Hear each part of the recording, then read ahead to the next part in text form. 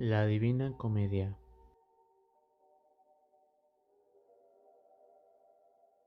La Divina Comedia es un libro muy famoso. Estoy seguro de que la mayoría de ustedes alguna vez ha escuchado de él. Este libro fue escrito por Dante Alighieri, poeta italiano conocido por escribir esta obra. Además, tiene más obras, pero esa es la que causó mayor impacto. No se sabe con exactitud cuál fue la fecha de publicación de esta obra. Este libro se compone de 3 capítulos: Infierno, el cual fue hecho entre 1304 a 1308. Purgatorio, entre 1307 y 1314, y por último Paraíso, entre 1313 a 1321. El lugar de publicación se dice que fue en Italia. El género literario es épico y de comedia romántica. La especie literaria es poema sacro y el idioma es toscano. El toscano es como la matriz de la lengua italiana. Esta obra fue fundamental para la transición del pensamiento medieval al renacentista. Más adelante se explicará el porqué. Un dato interesante es que Dante Alighieri llamó a esta obra originalmente como comedia, debido a que el libro terminó con un final feliz y no se le podía llamar con algo opuesto como tragedia. Pero no fue hasta después que Giovanni Boccaccio recibió el encargo de escribir sobre la obra y la llamó Divina Comedia, para evidenciar la centralidad de los valores cristianos. La obra está escrita en primera persona. Dante nos cuenta que está perdido en la selva oscura. Ante él aparecen 3 bestias feroces que le obstruyen el camino. Sin embargo, se presenta el poeta Virgilio, que se ofrece ser su guía, y juntos recorrerán el infierno, el purgatorio, hasta llegar al paraíso.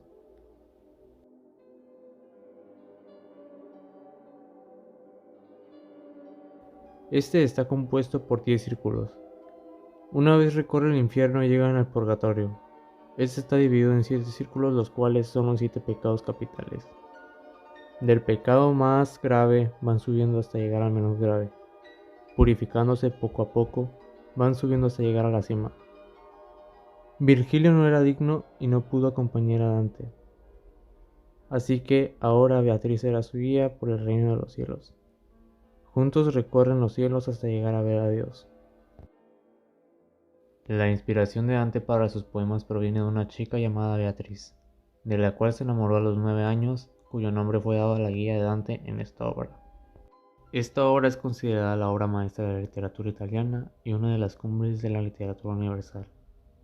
Aunque la Divina Comedia es principalmente un poema religioso que discute el pecado, la virtud y la teología, Dante también discute varios elementos de la ciencia de su época, como por ejemplo, las implicaciones de una Tierra esférica y las estrellas visibles en el hemisferio sur, o analiza la importancia del método experimental en la ciencia. Dante resume en ella todo el amplio conocimiento acumulado durante siglos, desde los antiguos clásicos hasta el mundo medieval, su fe religiosa y sus convicciones morales y filosóficas. El estilo de la obra posee un rico lenguaje lleno de símbolos y frecuentes referencias a personajes históricos y de la antigua mitología. Numerosos artistas de todos los tiempos crearon ilustraciones sobre ella. La intención de la obra es transmitir el mensaje que debemos de luchar por la vida. Debemos de tener ganas de vivir y luchar por lo que más queremos en esta vida.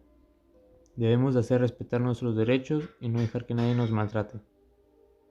Además, Dante también buscaba tratar de transmitir todo su conocimiento de este libro a la gente para que dejara de tener esa mentalidad de la época medieval y pudiera fomentar al Renacimiento.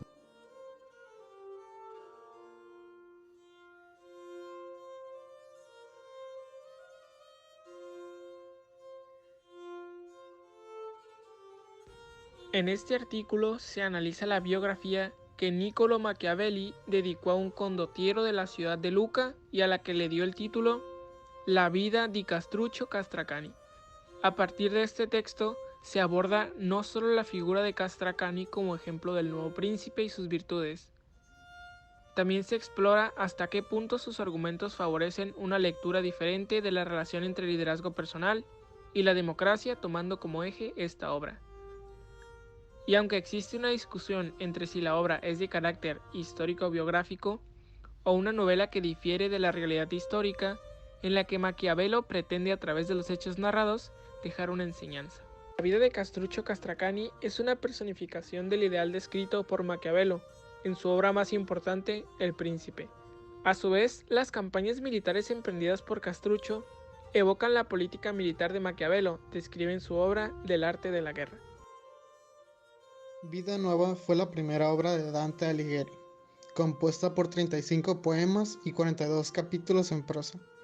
Es una parte de la memoria de Dante que marca el inicio en la literatura europea de la historia personal contada en lengua vulgar sin la interposición de un protagonista o de un narrador ficticio. El título no se refiere a la vida joven, sino a la vida renovada, hecha en su primera edición en 1292 a 1293, originaria de Italia. Es una obra de género poesía.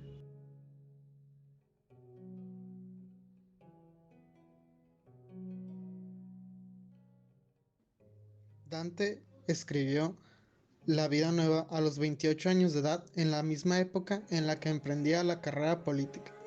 El principal tema de la obra es el amor platónico de Dante por su amada Beatriz. Esta misma se puede dividir en 7 partes. La primera, Dante se enamora. En la segunda, la pérdida del saludo de Beatriz. La tercera, el deseo de recuperarlo de nuevo. La cuarta, la alegría de obtenerlo de nuevo. La quinta, la premonición dolorosa de la muerte de Beatriz. Sexta, el retorno a la adoración de Beatriz después de las distracciones de amor por otras mujeres. Y la séptima, la intención de honrar y alabar a Beatriz. Del arte de la guerra es un tratado militar dedicado a Lorenzo de Medici y constituye, como las anteriores, una condena a las instituciones militares de la Italia de su tiempo, y al mismo tiempo desarrolla su propia teoría. El libro recuerda a los diálogos de Platón, ya que a través de una conversación con el mercenario italiano Fabrizio con otras personas invitadas en su casa, desarrolla toda su política militar. Así, los invitados hacen preguntas y Fabrizio, quien habla por boca de Maquiavelo, responde defendiendo su postura acerca de varias cuestiones de política militar. Tras el turno de preguntas, ninguno de los participantes volverá a preguntar más. La política militar de Maquiavelo se basa en las instituciones militares de la época romana, defendiendo todos sus métodos y estrategias militares y apoyándose, para ello, en ejemplos concretos. Recuperar el sistema militar romano, podría, dice el filósofo, hacer resurgir de nuevo el orden en las instituciones militares de su país.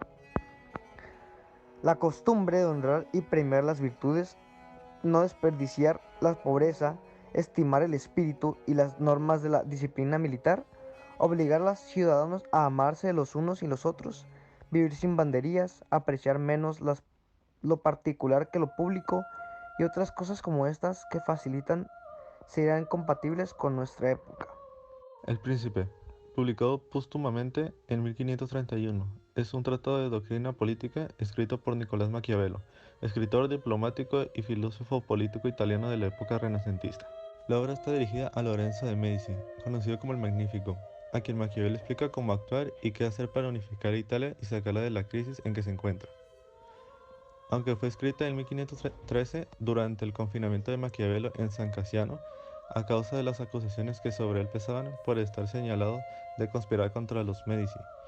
No sería sino hasta 1561 cuando vería la luz en Roma. El libro así funcionó como una respuesta a dicha acusación. El Príncipe de Nicolás Maquiavelo constituye un importante aporte a la concepción moderna de los políticos. En este sentido, es una obra que contradice la tradición filosófica del pensamiento político antiguo en la cual práctica política que se encuentra ensombrecida por la idealización de gobiernos y ciudades utópicas. Al contrario, el príncipe Maquiavelo establece el ejercicio real de la política implica situaciones reales con hombres y pueblos reales, cuyas conductas, decisiones y acciones generalmente no responden necesariamente a la moral sino a las leyes del poder.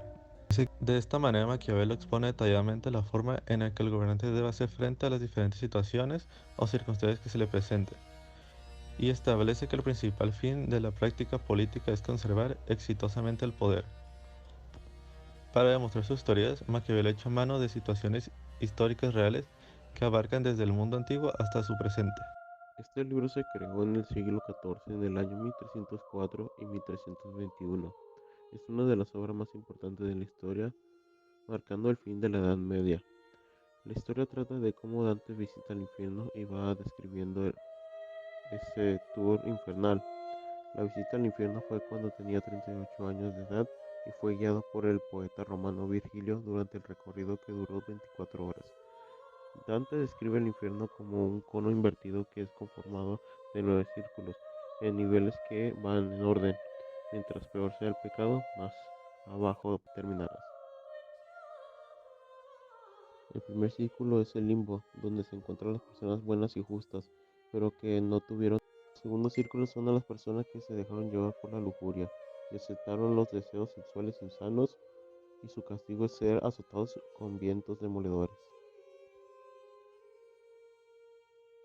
En el tercer círculo se le castiga a los golosos, estando sumergidos en el lodo bajo una lluvia continua de granizo, y amenazados por el perro de 3 cabezas llamado Cerberus. En el cuarto círculo se castiga a los avariciosos, donde deben cargar con grandes bolsas de oro en grandes montañas.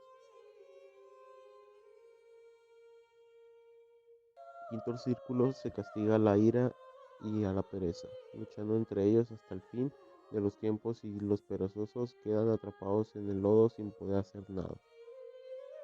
En el sexto círculo se castiga a los herejes con la furia de la diosa griega de la venganza. Número 7 son para aquellos que aceptaron entregarse a la maldad. Este círculo está dividido en 3 espacios, y estos son vigilados por bestias y criaturas horrorosas. En el octavo piso son lanzados aquellos que fueron dignos de confianza, como los corruptos, ladrones, falsos profetas, entre otros, y son sometidos a enfermedades, daños físicos y psicológicos. Y en el noveno son para los condenados traidores. En el centro se encuentra Satanás, el primer gran traidor.